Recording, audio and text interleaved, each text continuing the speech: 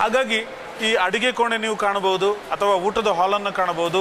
ಇಲ್ಲಿ ಆ ಸ್ವಚ್ಛತೆಗಾಗಿಯೇ ಸುಮಾರು 30 ಜನ ಸಿಬ್ಬಂದಿಗಳು ಬೇರೆ ಬೇರೆ ರೀತಿಯಲ್ಲಿ ಕೆಲಸ ಮಾಡ್ತಾ ಇರ್ತಾರೆ ಅಂತ. ಮತ್ತು ಅದರ ಜೊತೆಗೆ ಎಲ್ಲ ಸಿಬ್ಬಂದಿಗಳಲ್ಲಿ ಕಾಣುವಂಥದ್ದು ಏನು ಅಂತ ಹೇಳಿದ್ರೆ, ಏನು ಅನ್ನದಾನ ವ್ಯವಸ್ಥೆ ಅದು ಉತ್ತಮ ರೀತಿಯಲ್ಲಿ ನಡೀತಾ ಇದೆ ಅಂತ ಹೇಳಿದ್ರೆ ಕಾರಣ ಏನು ಅಂತ ಹೇಳಿದ್ರೆ, ನಮ್ಮ ಸಿಬ್ಬಂದಿಗಳಿರುವಂತಹ ಒಂದು ಬದ್ಧತೆ, ಅವರಲ್ಲಿರುವಂತಹ ಸ್ವಾಮಿನಿಷ್ಠೆ, ಅವರಲ್ಲಿರುವಂತಹ ಒಂದು ವಿಶೇಷವಾಗಿ ಏನು ಪೂಜ್ಯರ ಮೇಲೆ ಅಥವಾ ಪೂಜ್ಯರ ಕುಟುಂಬದವರ ಮೇಲೆ ಇರುವಂತಹ ಭಕ್ತಿ ಶ್ರದ್ಧೆಯ ಪ್ರತೀಕವಾಗಿ ಆ ಕೆಲಸದಲ್ಲಿ ಅವರು ಅದನ್ನು ತೋರ್ಪಡಿಸ್ತಾರೆ. ಮೌನ ಕ್ರಾಂತಿಯನ್ನು ಅವರು ಮಾಡ್ತಾ ಇದ್ದಾರೆ ಅಂತ ಹೇಳಿದ್ರೆ ತಪ್ಪಾಗಲಿಕ್ಕಿಲ್ಲ.